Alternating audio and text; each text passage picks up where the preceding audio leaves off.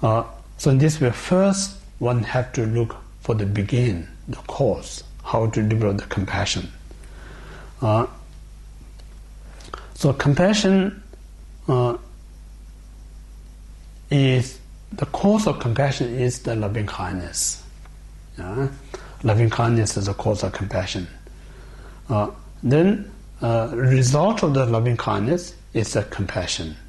The result of compassion is the bodhicitta mind. So this is how the mental evolution, you may say, or mental development. So it means like our mind, or mind, I'm not talking about the brain kind of aspect.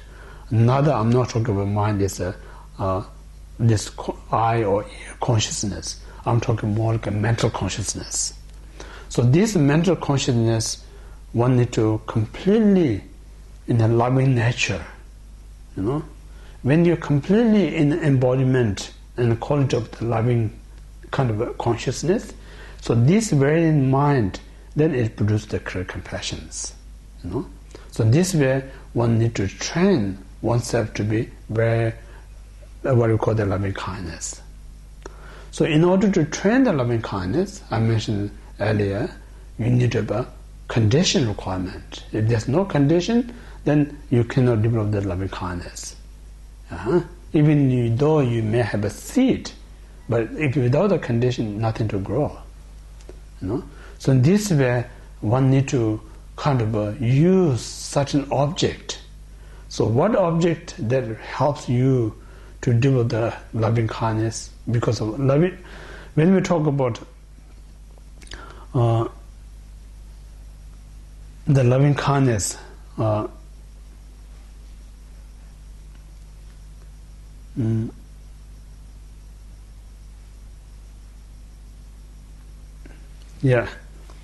so loving kindness, in the majority point of view, we use the mother as the object of meditation. The reason is, we talk about at least 4 reasons mother is so important. The first one is she, what we call the giving this physical body, the first one. Second one, she giving everything what we require to grow up ourselves, kind of a material wealth. And third, she gives us the first teaching. And the fourth, she sacrificed so many things for us, to us. Or maybe say, give us the life. So just think about, I'm not going to talk detail, just briefly, in the teaching it says, the moment mother aware, child is conceived. Then onward, she so much care for child more than herself until we were born. So to keeping child in the mother's womb is not going to be comfortable. It's so heavy, so uncomfortable. Yet she never complains. She always worries child more than her own physical conditions. So in this way, if you really think about how much she went through, stress, physical stress, mentally kind of fear, not herself, what about the baby. So in this way, if you just think of 9 or 10 months, what she really went through with a child, it's sad, almost impossible to repair. That kind of kindness she's given to us. Then moment we're born, then she kind of completely lost herself. There's no herself, everything about child. Normally, when you as a single, we all love to sleep. And then anyone disturb you, you be cranky, you be grumpy. But then when you have a child whole night crying, but you never grumpy, you still kind of more worried about child than yourself. So this, imagine how much she went through the difficulties. And then think about the advice that she given. if you really recollect her advice, so many precious things in our life. Then on top of that, what she gave to us. So you all kind of look into it. Just think about, I'm saying, like in our ordinary kind of a world, someone giving us certain precious things, we're so grateful. So this mother giving almost everything, whatever she can afford. So why we not so grateful? So this way mother is very kind. So these things are, we call it analytical meditation. We have to really think about what she gave us. So more you think about that, then you gradually changes your mind. You realize, my mother's so kind. There's no, if you really compare in world, who you going to find someone who more kind than your mother? Almost impossible. Almost impossible. But then sometimes, very rare kind of a possibility due to karma. Mother may be so unhappy. Mother may be so sick. Mother may be short life. They don't have opportunity to provide as other mothers do. But they don't want to. No means that they're consciously giving up because they don't have community. They don't have much. They're limited. But deep down the mind, this mother wishing to her child same as every other mothers. So this way, kind of one way we have to think about the kindness of the mother. These are really important to remember, because without remember the kindness, aware or feel the kindness, it's very hard to give love to someone.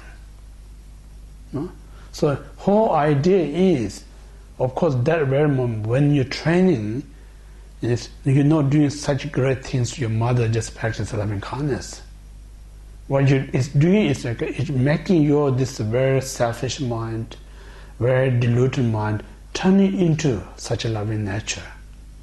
So if you look at that point of view, whether mother exists right now or not, just using her, how much is the benefit to turn your mind into positive?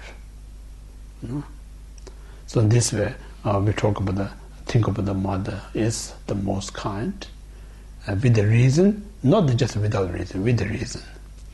And then sometimes, Dharma is very kind of practical, relevant to everyday life. So that means like sometimes one of us, we may have this kind of challenge. More I think about mother, I get more upset, some reasons. So if you really try but still you get really upset, it doesn't help me to progress loving kindness, then it's not necessary mother in the first place. Because it becomes obstacle, it's not really helping you. Then you think about someone else who may be more kind to you than others. I'm sure we must have one person who have really care, because if there's no one care us, we not survived. Because when we're born, we don't have any idea how to treat ourselves. Someone must be there, that's the reason we just have this still alive. So this way, anyone that feels you're comfortable, so choose that person first.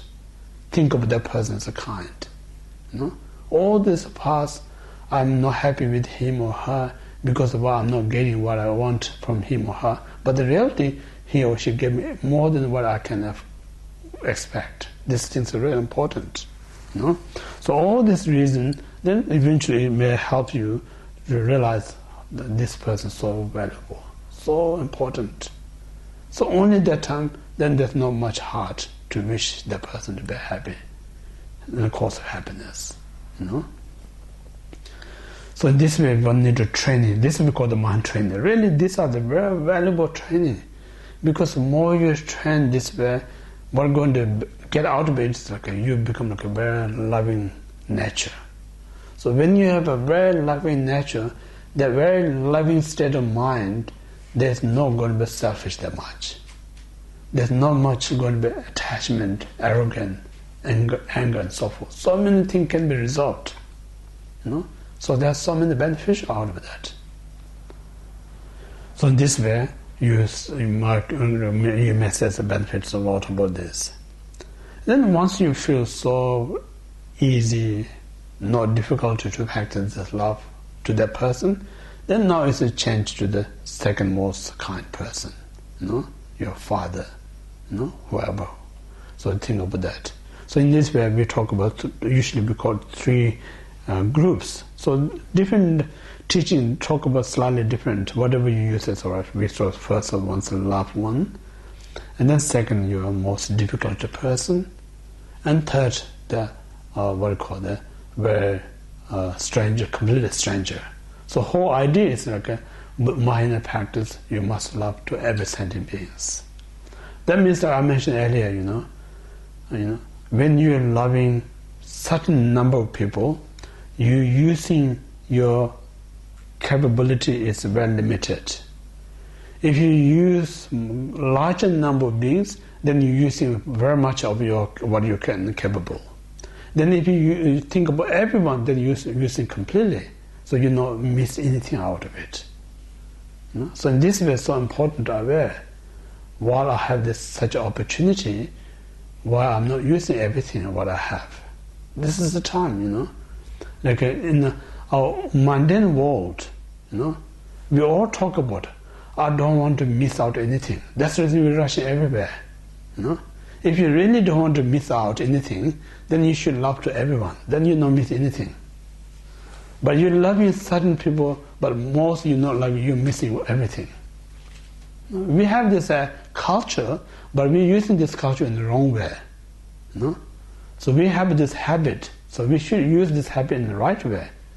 So this is important, to love everyone, then you not miss anything. Again, there's a reason, enemy, stranger, loved ones, it's a temporary, I always say human relationship is like a landscape. Landscape has never remained the same. Constantly changes. 1 minute landscape so beautiful, another time it's so differences. If you go to what we call the center of Australia, Alice Spring. I'm not sure how true or not, but scientists talk about the billions or millions of years ago, the mountains are higher than the Himalayas. Because this planet is so old, so all this dismantled the kind of mountains. So hardly this mountain is a hill now, So even this giant geographical place, how often we change, why we human relation can change. So in this way, sometimes the Himalaya mountain can be flat. Some kind of flat place can be the highest mountain in the world. So geographically it changed landscape. So same like a human relationship. This life, some of the others most close to you, but next life they're very close can be very distant from you. And the next life someone who very distant can be very close to you. So our relationship never has remained same. Within this life, how often we changes, How often change. Then life after life we not need to mention. So in this way, our only prime or present concept, we have this discriminated mind or differentiated mind. But if you look long time, there's no one exists out there. So these are the stranger for you, these are enemy to you, these are your loved one. There's no kind of a permanently fixed anything out there. So in this logic point of view, we have the right to think about everyone as a kind. So in this way, Buddha himself saying like, you're not going to find one single person who never helped you, one of previous life. Not just once, many times. So in this way, everyone is tremendously kind to us. So this is the reason we have a right to wish them have happiness. Even they are not kind to you, but seek one's own benefits. Even you develop this kindness, and you got to benefit out of it. So in this way, whenever you practice love to everyone, you lose nothing, rather you gain everything. Whether you agree they are kind to you or not, but just let you have this opportunity to kind, you have immense beneficial. No? So if you look at that point of view, there's more kind of value to practice love to everyone rather than you love to a certain number of people. No? So these are the logic. Yeah? So if you say, oh, I only love these people, I don't love others, what really makes out of it? You just restricting yourself. You're not giving access to have a greater happiness yourself, So this is so important, End of the day, I always think no one out there controls us or restricting us. We are the only restricting ourselves, control ourselves. So this one need to aware, So we need to free that habit of restriction and controlling. Rather, we need to train. That's what we call the training. Training means like what we have a restriction and controlling. Free that kind of so we wish to have happiness to everyone. Yeah. So that's the first we call the loving kindness.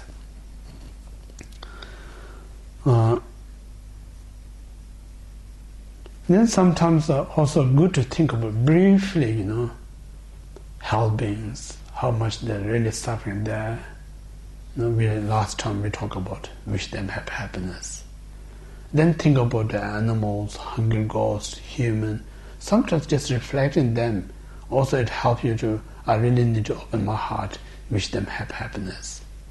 So more you invest your time with the loving kindness, better off to yourself. So this reason, this is very important, the loving kindness to all sentient beings.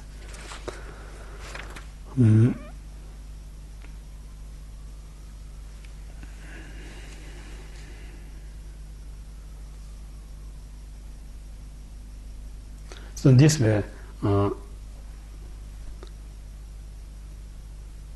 what I'm thinking, as I mentioned, is like the mother is so kind. She protects us from all sorts of danger. She provides us everything that we need. So all this, just keep thinking. Sometimes it's not just to force yourself to love someone. It's not going to last. Rather, you think about what they provide you. Then you're more love to that person. This is also very important. And then the definition of loving kindness, stated by the Chandrakriti, means like always I want to, helpful to others. I want to be very helpful to others. As long as you have a helpful thoughts towards others, you kind of developing this loving kindness nature. That means like sometimes we have this cultural barrier. In some culture, they're saying like thinking of kind to others is not good enough. You actually have to do it. So they don't really much thinking of kind. Rather, you have to act. One hand is really good, because when I have this kind thought to someone, practically, the person who's suffering, I'm not doing anything, but I have a kind. It doesn't help that person that much. So more we looking into the other person's perspective, but we're not looking at individual perspective. So Buddhists talk about it's like both perspective, Both perspective means like the certain point you're in a position to actually help others. That you may not have a right skill, you may not have a right cause. So in that state, you can't be helpful to others. But then at the same time, it's not right to say, I'm not in a position, I'm not going to do anything, not going to any benefit, rather disadvantage. So at that time, at least you have some kind of kind thought towards that. It helps you to be positive mind.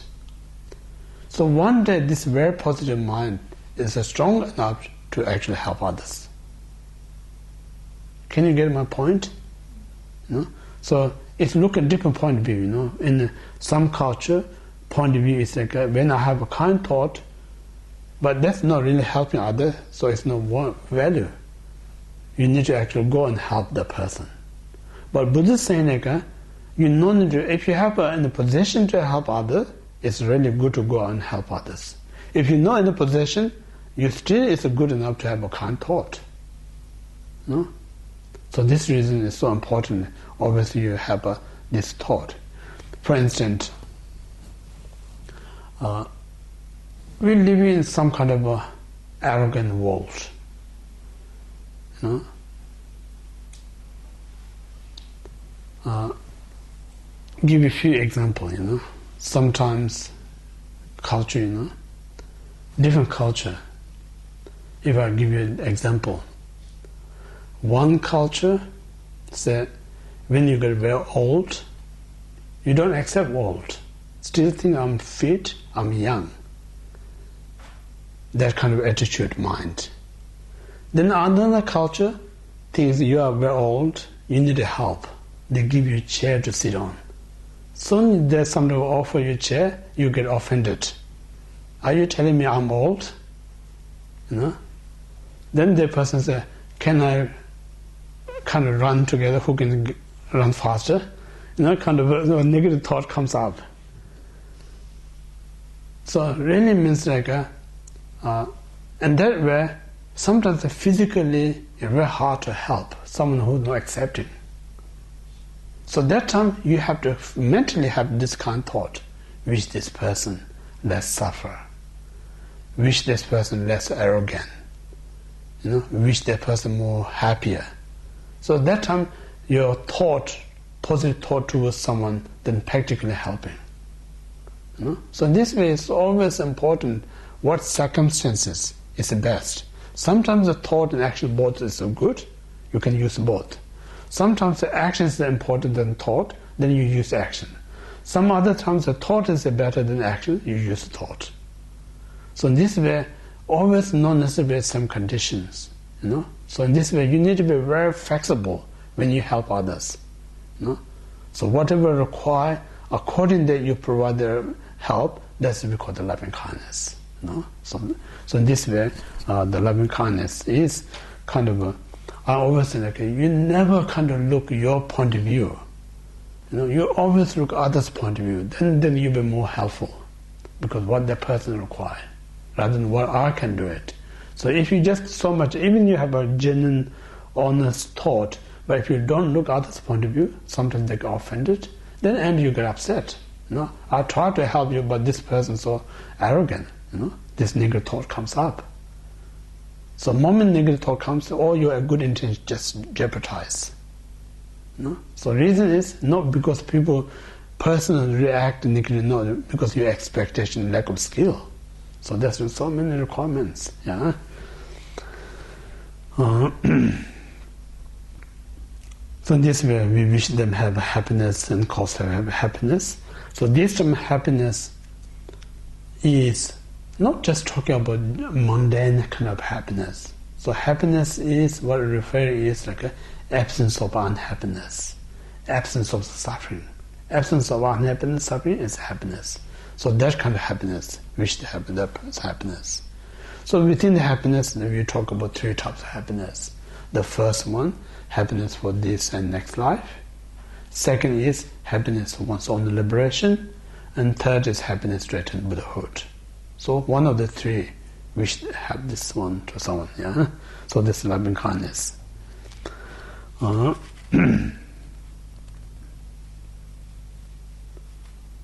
this is loving kindness meditation. So this is just theory of the loving kindness technique. Then actually when you meditate, always important, first reflect the Triple Gem, Buddha, Dhamma, Sangha. And then second, just visualize one person who most you think is a valuable, kind to you. Just visualize right in front of you. And then first just think about what he or she did to you. All the kindness you received. Let you feel this person so important to me.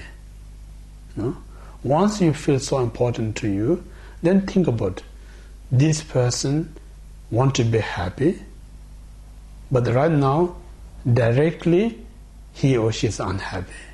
Indirectly, he or she committing cause of unhappiness. So choose aware. As this awareness, now you just imagine, wish the person have happiness and wish this person do the cause of happiness. Just keep thinking of that. So more you spend in that state, that only time your minds are completely protected from selfish mind. That moment is completely protected with all other negative thoughts. So if you really think what you're doing in that moment, it's not spirituality or religion. What you're doing is like you're training your mind such as remain in the positive state. So more you stay in that state, you're going to be more happy yourself. So that's the way you spend as much you can for the person. And then you feel more stronger, energized, you can extend, kind of more beings to invite. Then eventually just think for everyone without any exceptions. So that's it, you can meditate. So only that time you're not really wasting your time. Only that time you're not wasting your energy. So once you're really good about that meditation, now you have such a strong habit. So in every day, whatever you do, your mind more quality of love than anger or selfish mind.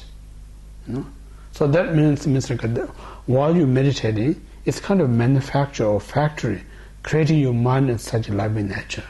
So once you're in a loving nature, you can go take this wherever you go. So this is loving kindness meditation. Now next one, when you have such a genuine and strong love to someone, then this very mind don't want to see anyone suffering. That very mind don't want to see anyone creating cause of suffering. So this way compassion arises.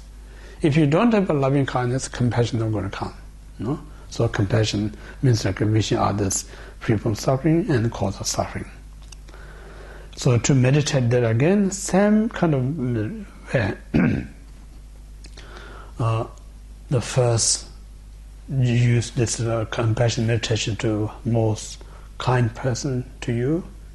And the second, you use this compassion meditation to your enemy. And third, you can practice this compassion to your strangers, to everyone. So you may say there's a lot of reasons you have to think about, but if you bring too many reasons, you get confused. So maybe just think about two main reasons when you practice love and compassion. And the first, both the same reason, love and compassion. The first reason is think about everyone, regardless of whatever kind of a relationship right now, but these people tremendous help me, either this or past life. That's the one reason, they're all kind. Second reason, if I want to attain Buddhahood, without this sentient being, it is impossible to practice loving kindness. Without loving kindness, I cannot develop the compassion and bodhicitta. So that's the reason they are so kind. So just think of these two reasons, then it helps you to easy to practice love and compassion to everyone.